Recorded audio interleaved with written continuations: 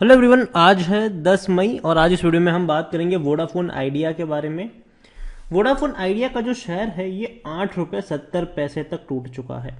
और हालांकि ऐसे गिरते हुए बाजार में वोडाफोन जैसी कंपनी जो प्रॉफिट तक नहीं कमा पा रही है लेकिन बड़े बड़े लॉसेस कर रही है, उसकी ऐसी पिटाई तो होनी ही थी।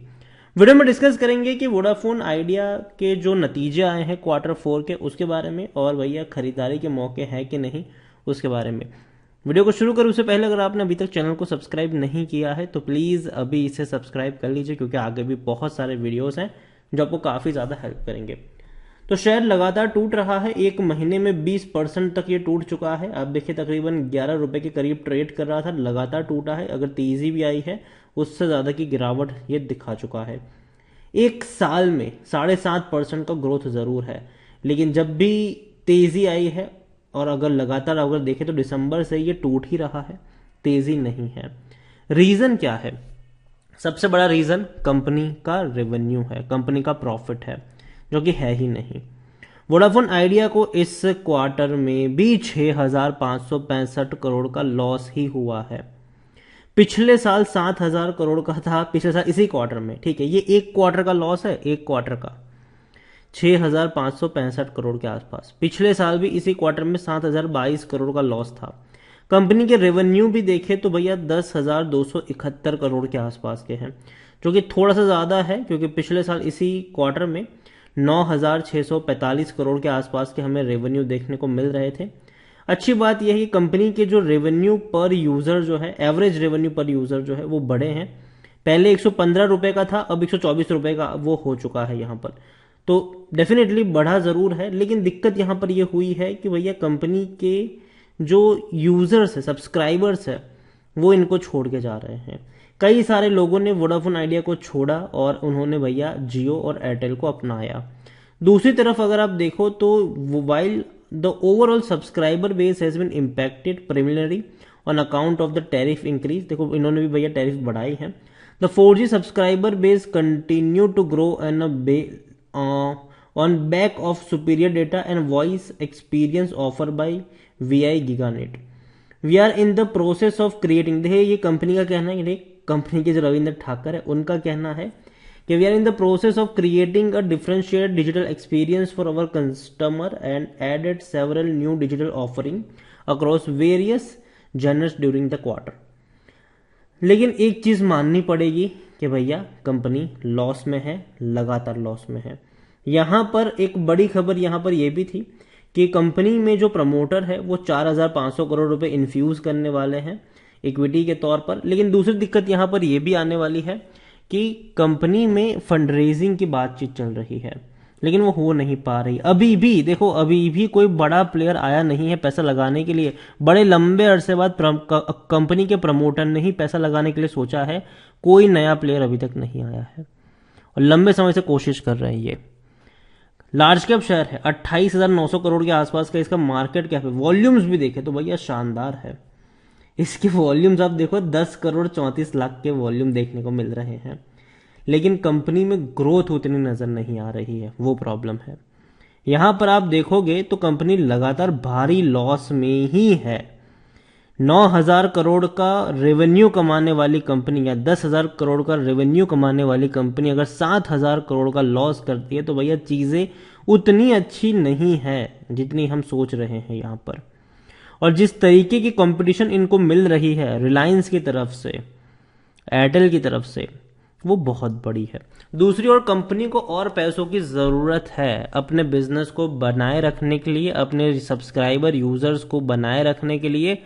और अब तो भैया इनको 5G के लिए भी बिड करना पड़ेगा, उसके लिए भी पैसा चाहिए हाथ में। और सबसे बड़ी प्रॉब्लम इनकी है वो है पैसा। पैसा नहीं है इनके पास और कर्जा बढ़ रहा है। और दिक्कत ये है इनके लिए कि भैया कंपनी जितना कमा नहीं रही है उससे ज़्यादा कंपनी का कर्जा है। कंपनी की सबसे बड़ी दिक्कत यह है कि भैया कंपनी अगर थोड़ा सा प्रॉफिट कर भी ले तो उससे ज़्यादा का कर्जा चढ़ जाता है इनके ऊपर, और ये प्रॉब्लम है इस कंपनी की। यहां पर आप देखो तो रेवेन्यू में कोई खास जंप नहीं है और ना ही आएगा फाइनेंशियल ईयर 2022 में, क्योंकि कंपनी का रेवेन्यू 10,000 करोड़ के आसपास है। मतलब 40,000 से थोड़ा बहुत ही ऊपर देखने को मिलेगा, उतना ज़्यादा भी नहीं होगा इसका प्रॉफिट, सॉरी रेवेन्यू। और प्रॉफिट तो आप भूल ही जाओ कि कंपनी कोई प्रॉफिट कर भी रही है। फाइनेंशियल ईयर 2022 में भी कंपनी आपको कम से कम 35,000 करोड़ का प्रॉफिट लॉस दिखाने वाली है। तो कंपनी की प्रॉब्लम है और ये रहेगी। वोडाफोन आइडिया के बारे में देखें तो यहाँ पर होल्डिंग्स की मैं बात करूँ तो 74.99% की प्रमोटर की होल्डिंग है। प्रमोटर ने अपनी होल्डिंग बढ़ाई है, यहाँ पर आप देख सकते हैं। 1.42 म्यूचुअल फंड, 0.30 डोमेस्टिक, 3.56 एफआईल्स, 19.74 रिटेल और अदर्स के पास देखने को मिल रही है। अगेन कह दूं, सरकार के पास जो टेलीकॉम डिपार्टमेंट को इनको पैसा चुकाना है एजीआर ड्यूज का, वो भी ये लोग चुका नहीं पाए थे। तो सरकार ने क्या किया, अच्छा चलो भैया ठीक है, इक्विटी दे दो। तो सरकार को इन्होंने इक्विटी भी दे दी। अब दोबारा इंस्टॉलमेंट आएगी, दोबारा क्या करेंगे पता नहीं, पैसा है नहीं इनके पास। इक्विटी देंगे, क्या करेंगे दोबारा, कुछ कह नहीं सकते। यहाँ पर कंपनी को अर्जेंटली जरूरत है पैसों की। जब तक फंड रेज नहीं होता तब तक दिक्कत है इनके लिए। और फंड रेज भी अगर होता भी है तो भैया किन से फंड रेज करेंगे, वो भी एक देखने वाली बात होगी। अगर इक्विटी से फंड रेज करेंगे तब तो दिक्कत है, वो भी अगर रिटेल इन्वेस्टर से करेंगे तब तो दिक्कत है। कोई बड़े प्लेयर का आना जरूरी है, कोई बड़े खिलाड़ी का आना जरूरी है, जिसका पैसा यहाँ पर लगे, लोगों को थोड़ा बहुत भरोसा है, वो होना जरूरी है। और जब तक वो नहीं होगा, वोडाफोन आइडिया में मुझे लगता है कि भैया चीजें उतनी आसानी से संभलने वाली अभी के लिए नहीं है। कंपनी को बहुत खर्चा करना पड़ेगा आने वाले दिनों में, चाहे स्पेक्ट्रम की बिड को लेकर हो, 5G स्पेक्ट्रम की बिड को लेकर हो, या फिर अपने एग्जिस्टिंग कस्टमर्स को रिटेन करने के लिए हो। कंपनी को बहुत पैसा लगेगा और एक ही चीज इनके पास नहीं है, वो है पैसा। और कंपनी को लगातार लॉसेस हो रहे हैं। हालांकि डूबेगा नहीं इतना जल्दी, लेकिन भैया बहुत जल्दी सरवाइव होना भी इनका बहुत बहुत बहुत मुश्किल है अभी के लिए। तो वोडाफोन आइडिया मैं कहूंगा अवॉइड करिए यहाँ पर, वो भी ऐसे बाजार में जब भैया मार्केट प्रॉफिट कमाने वाली कंपनियों को पछाड़ रहा है, भिगो भिगो के इनको तोड़ रहा है। तो ऐसे में तो भैया वोडाफोन आइडिया जैसी कंपनी जो बड़े बड़े लॉसेस कर रही है, उनका टिकना थोड़ा सा मुझे मुश्किल लग रहा है ऐसे हालातों में। जब तक मार्केट टूट रहा है तो कहूँगा यहाँ पर तो हाथ नहीं ही डालना चाहिए। अच्छी अच्छी कंपनियां आपको सस्ते दामों में मिल रही है, वहाँ पर आपकी नज़र होनी चाहिए। यहाँ पर पैसा लगाओगे तो भैया शायद हो सकता है कि आपका पैसा या तो किसी एक लेवल पे फंस जाए या फिर भैया और टूट जाए। अच्छी कंपनियां जब सस्ते कीमत पे मिल रही हो तो जाहिर सी बात है तब वोडाफोन आइडिया जैसी कंपनी को नहीं, बल्कि जो अच्छी कंपनी सस्ती मिल रही है उस पर दाव खेलना चाहिए।